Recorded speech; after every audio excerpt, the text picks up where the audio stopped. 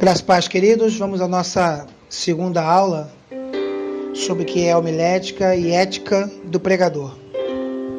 O que é homilética? É a arte de falar em público. Nasceu na Grécia Antiga com o nome de retórica. O cristianismo passou a usar essa arte como meio de pregação a partir do século XVII, mais ou menos, e passou a ser chamada de homilética. Então, se você posteriormente for fazer um básico, médico ou bacharel em teologia, você vai aprender que a arte que trata dessa questão de organização de sermão, que ajuda você a preparar a questão da mensagem, é a homilética. Na realidade, a homilética ela tem outras matérias que agregam-se a ela, na realidade, como um grande quebra-cabeça. Tem a homilética, a oratória, a exegese, a hermenêutica. Todas essas se juntam e assim, como um grande quebra-cabeça, faz com que aqueles alunos que estão ingressando na arte de pregar possam ter mais ferramentas e automaticamente mais facilidades para poder pregar, ok? Vamos trabalhar agora a questão ética do pregador. Não ia adiantar de nada eu ensinar para você. Não ia adiantar de nada ensinar para você e, de alguma forma, você não saber os pontos éticos. Vamos lá, o pregador. O pregador, ele é o instrumento que Deus há de usar para poder compartilhar o que está no coração de Deus para a igreja. A princípio, nós entendemos que a mensagem que você vai compartilhar na sua pregação é algo que foi direcionado por Deus. Então, nós pregadores, você pregador, é o instrumento que Deus vai usar para compartilhar o que está no coração de Deus para trazer o entendimento dos seus ouvintes. E isso, quando digo ouvintes, quer seja no ar livre, no evangelismo pessoal, numa cruzada para centenas e milhares de pessoas, independente disso. Deixa eu compartilhar com você alguns requisitos para um bom pregador. Primeiro, uma boa voz. Esse instrumento de trabalho é como todo instrumento que é necessário nós usarmos no trabalho que nós estamos nos propusendo a fazer.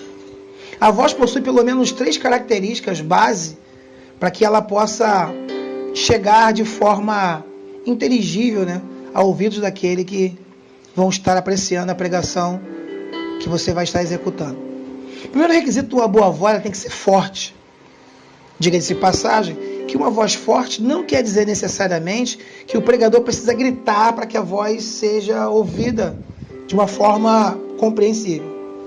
Mas quando se fala em força, quer dizer uma voz firme, que passa firmeza, ou seja, uma voz audível. Então, há uma necessidade de nós desmistificarmos a questão de voz forte atrelada a gritar. Nada a ver. A impostação de voz, a firmeza na voz, não tem a ver com gritar, ok? Segundo requisito para uma boa voz é que ela seja clara, ou seja, para que haja uma compreensão dos ouvintes. Esse requisito é de máxima importância. Muitas vezes as pessoas não possuem uma voz clara. Aquela pessoa que fala aquela voz entre os dentes, ou resmungada, chega no ouvido daquele que está lhe ouvindo e ele acaba não compreendendo o que você tem a pregar. Então a voz precisa ser clara. Existem oradores que não se expressam de forma clara e com isso trazem uma série de dificuldades para os ouvintes, que por não entenderem plenamente o que está sendo ministrado, acabam dando uma atenção devida para a pregação em questão. Existem pregadores que possuem problemas com dicção, ou seja, uns são gagos, outros possuem a língua presa e outras dificuldades ligadas à voz, que acabam atrapalhando na compreensão do povo e no desenvolvimento do próprio sermão.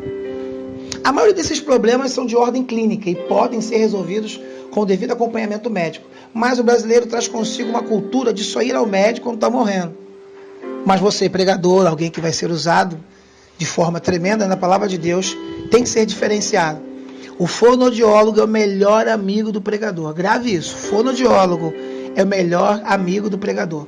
E é através dele que muitos problemas possíveis podem ser solucionados, detectados, solucionados, em alguns casos completamente extirpados, curados, e outros podem ser atenuados e assim melhorando a dicção daquele que está compartilhando a palavra, daquele que há de ser o pregador. Uma outra questão que dificulta muito a questão da voz, existem certos pregadores que eles mudam a voz, eles imitam a voz de um, imitam a voz de outro, E por consequência, eles fogem do seu timbre natural. No início, imitando pregadores mais conhecidos, ou como alguns dizem, né, os pregadores da moda, ele acaba saindo do seu timbre normal, saindo daquele timbre que a sua garganta foi projetada para ter, e sem nenhum tipo de estrutura, sem nenhum tipo de acompanhamento ou ensino, ele começa a mudar a voz. Alguns usam aquelas vozes trêmulas, ai, glória, aquelas coisas todas, e outros forçam literalmente imitar a voz de pregadores renomados, pregadores conhecidos. Isso traz um índice de prejuízo muito grande para a sua garganta. Então entenda uma coisa, para que a voz ela seja considerada uma boa voz, ela tem que ser forte, clara e natural. Natural seria a sua voz, essa voz que você tem. Então, não entre nesse caminho que é até perigoso de imitar a voz de alguém, porque quando você insiste em imitar alguém, você deixa de ser natural. E quando você deixa de ser natural, você deixa de ser você mesmo. E quando você deixa de ser você mesmo, você acaba sendo uma outra pessoa. E eu entendo, eu sei que você também entende, que essa pessoa famosa, que esse pregador renomado, Deus já o usa. Chegou a hora de Deus usar você com a sua capacidade, com o seu intelecto e com a sua voz. Ok? Uma observação, um certo artista, por trabalhar muito com imitação de vozes, acabou sendo penalizado com a vida com câncer na garganta. E alguns fonoaudiólogos atribuíram, né, esse câncer, essa problemática que teve na garganta, justamente pelos inúmeros personagens e papéis que ele fazia. Então não cometa esse erro, simplesmente seja você mesmo, porque com certeza é você que Deus quer usar. Um segundo requisito para um bom pregador é dinamismo. Dinâmico ou dinamismo, segundo o dicionário, quer dizer em movimento. O pregador precisa desse detalhe para poder, melhorar o seu aproveitamento, expressar melhor o sermão. Além disso, quando nós vemos o Espírito Santo na criação, diz a Bíblia que a postura dele era essa. Gênesis 1, versículo 1. No princípio Deus criou os céus e a terra. Versículo 2. E a terra era sem forma e vazia, e havia trevas sobre a face do Espírito, e o Espírito de Deus se movia sobre a face das águas. Certa vez eu recebi um irmão na igreja que eu pastoreava, que após um certo tempo caminhando comigo, eu dei uma oportunidade para ele poder pregar, e eu percebi que ele não conseguia se sentir à vontade com a mensagem. Eu não consegui perceber o conteúdo da mensagem, pois a forma inerte que ele adquiria diante do púlpito na hora da pregação me chamou muito a atenção.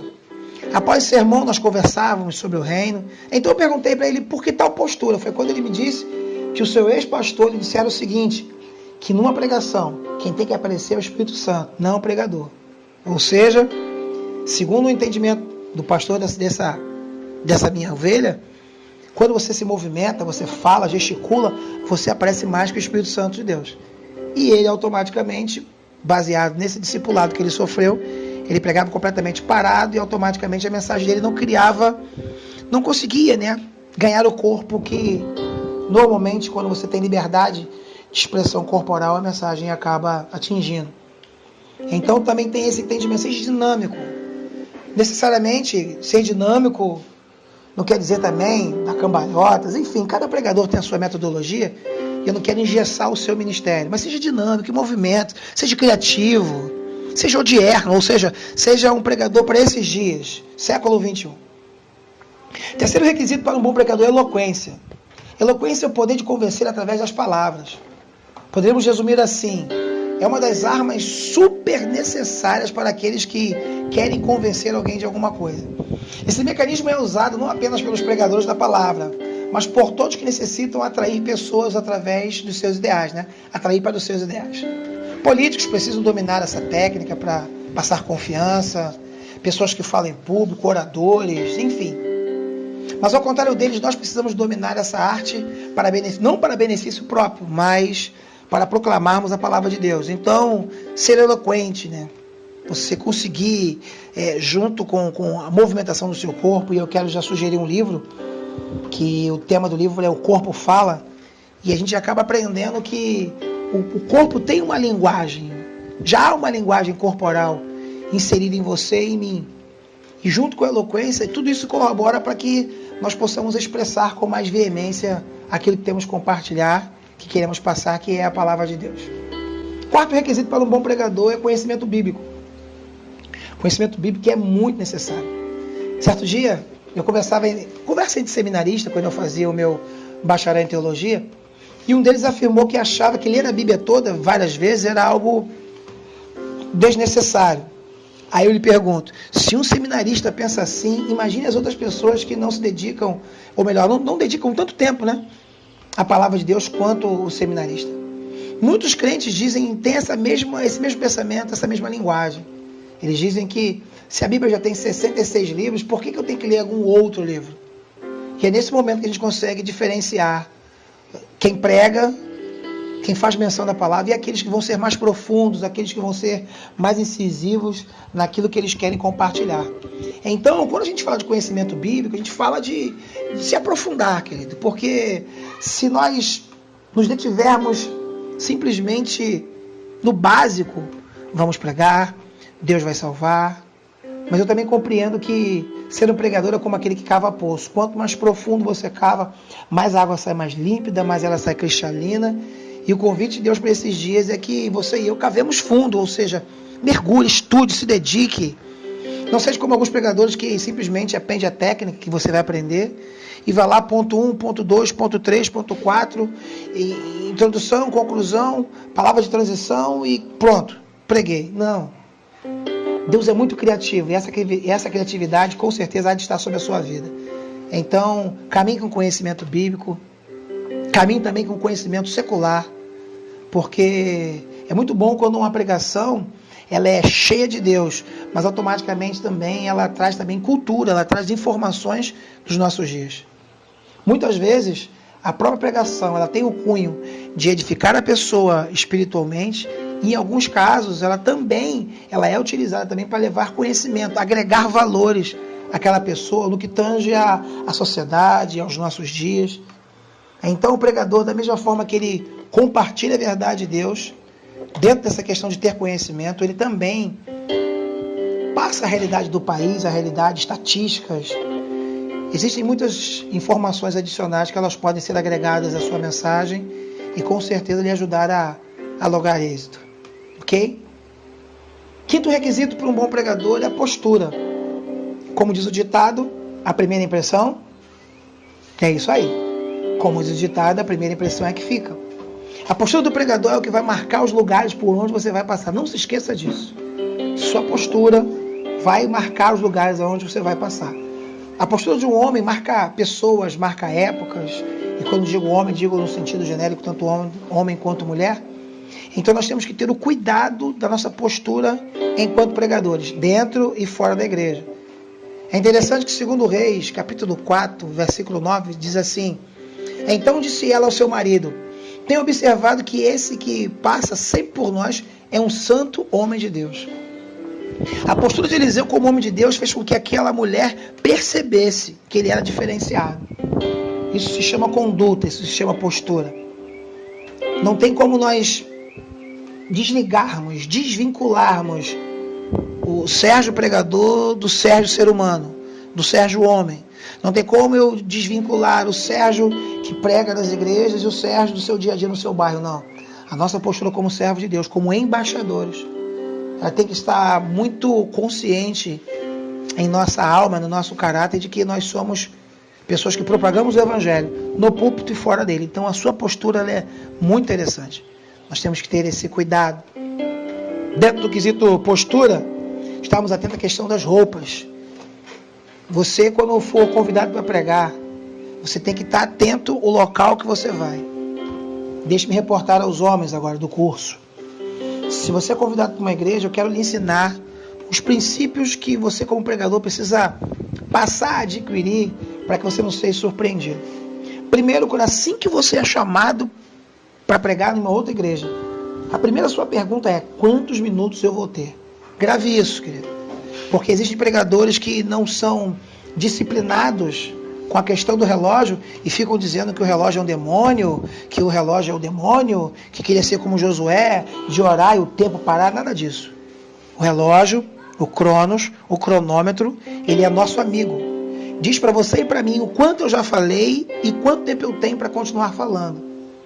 E por conta disso, alguns pregadores acabam se atrapalhando. Então, assim que você for convidado, de uma forma muito delicada, você pergunta, poxa, quantos minutos eu tenho para pregação?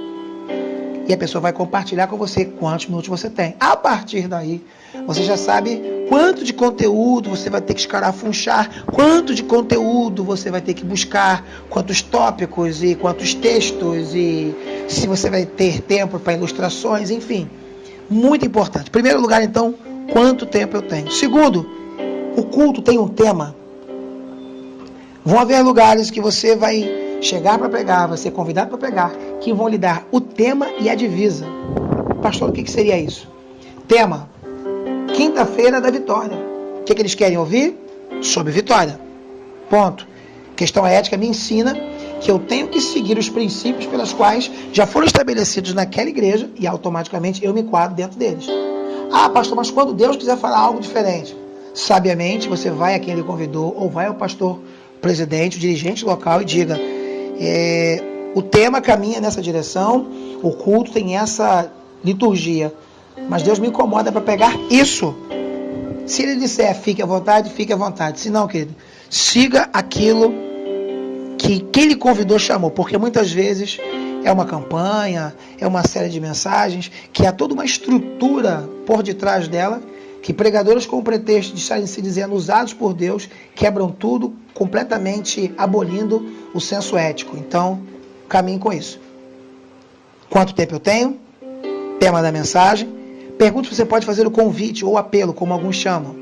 Existem igrejas que essa função é exclusiva do pastor. E por último, pergunte sobre a roupa. Existem locais que você tem que ir de terno. E se já houve situações, alunos já me disseram isso, eu já passei por uma situação dessa parecida, por isso compartilho com você. Se é para ir de terno, vá de terno. Pastor, foi em cima da hora, não tive como perguntar, como é que eu faço? Na dúvida, você vai de terno e gravata. Se precisar de terno, você já está de terno. Se não precisar de terno, você retira, use sua blusa social com a gravata ou sem gravata. Mas o senso ético do pregador faz com que ele tenha essa sabedoria, ok? O tempo que eu tenho, a direção do culto, se há um tema, se eu posso fazer o convite ou apelo e até mesmo a roupa que eu vou usar, ok? Deus abençoe. Não abra mão desses itens. Às vezes, alunos ouvem quando eu falo do senso ético e não gostam, se sentem limitados. Alguns usam aquela frase categórica de que não estou dando liberdade para o Espírito Santo atuar. Nada disso. A ética do pregador não veio para milindrar aquilo que o Espírito Santo quer fazer. Pelo contrário, ela quer que você e eu sejamos usados pelo Espírito Santo debaixo de uma ética pastoral, debaixo de uma ética de pregador, para que você pregue não só uma vez, mas que essa porta abram tantas outras na mesma igreja, em outros lugares. Ok? Deus abençoe, graça e paz.